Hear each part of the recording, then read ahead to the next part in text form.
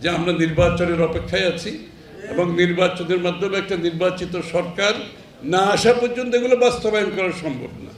এগুলো কোনো অনির্বাচিত সরকারের পক্ষে করা সম্ভব না। এগুলো জনগণের সমর্থন ব্যতীত সম্ভব না। সুতরাং যত তাড়াতাড়ি সম্ভব বাংলাদেশে একটা নির্বাচিত সরকারের প্রয়োজন, এবং সেটা কোন দল চায় না চাই এটা বড় কথা না। গণতন্ত্রের প্রত্যাশায় বাংলাদেশের মানুষ আছে।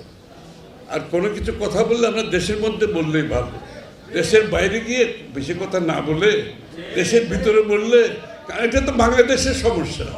এই সমস্যার বাইরে গিয়ে বলতে কোনো লাভ হবে না। আমাকে বাংলাদেশের মধ্যে বলে এখানে সমাধান করতে হবে, তাই না?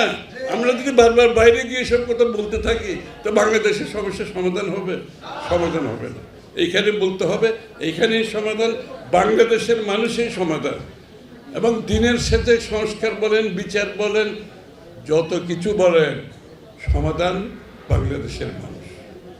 সমাধান দেওয়ার কেউ নাই। সমাধান দেওয়ার দ্বিতীয় কোনো অস্ত্র নাই, একটাই অস্ত্র বাংলাদেশের জন্য।